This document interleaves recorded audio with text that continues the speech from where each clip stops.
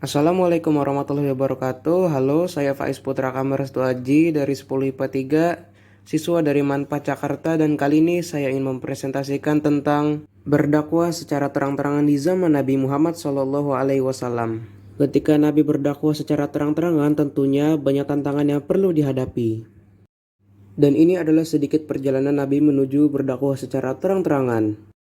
Jadi setelah Nabi Muhammad mendapatkan wahyu pertama yaitu surat Al-Alaq ayat 1-5, Nabi Muhammad mulai berdakwah secara diam-diam dan mengajak para sahabat dan istrinya Siti Khadijah.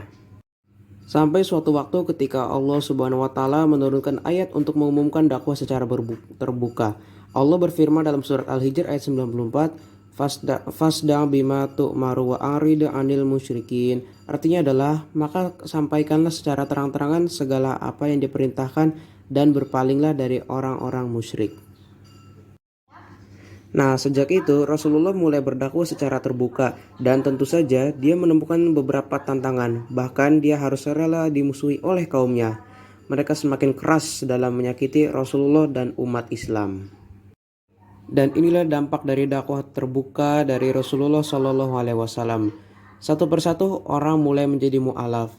Melihat banyak orang yang masuk Islam, Quraisy tidak tahan melihat kenyataan tersebut.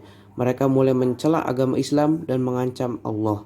Mereka semakin gencar melancarkan teror terhadap Rasulullah dan para sahabatnya.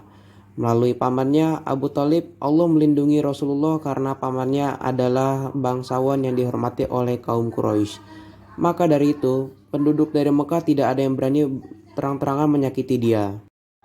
Para sahabat yang memiliki keluarga, mereka dilindungi dari teror warga Quraisy. Sedangkan yang tidak memiliki keluarga menjadi sasaran empuk para kaum Quraisy.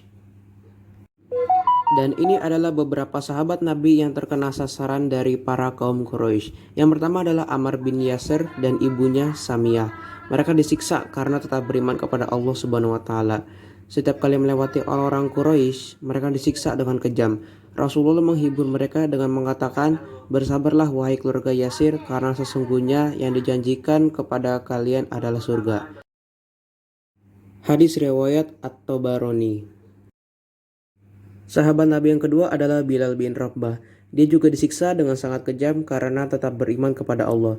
Namun dia mengabaikan teror kaumnya supaya keluar dari Islam, dia harus rela mengorbankan jiwanya. Dari kejadian tersebut hingga akhirnya turun perintah Allah untuk hijrah ke negeri Habasyah, di mana ada raja yang adil di sana. Raja itu disebut-sebut tidak akan membiarkan rakyatnya ditindas dan dianiaya. Namun kemudian turun lagi perintah dari Allah untuk hijrah ke kota Madinah. Kemudian Rasulullah beserta para sahabatnya hijrah ke Madinah dan membangun Masjid Quba. Masjid ini dijadikan sebagai tempat sholat dan tempat menyusun tugas-tugas dakwah. Pembangunan Masjid Quba berjalan dengan lancar dan Nabi Muhammad pun turut mengulurkan tangan dengan menyelesaikan pembangunannya. Rasulullah berdakwah sampai akhir hayatnya hingga akhirnya Rasulullah wafat pada hari Senin 12 Rabiul Awal tahun 11 Hijriah di usianya yang ke-63 tahun. Semua perjuangan Rasulullah telah membawa Islam dari zaman jahiliyah menuju peradaban Islam yang cerah. Sekian dari saya, mohon maaf jika ada kesalahan. Wassalamualaikum warahmatullahi wabarakatuh.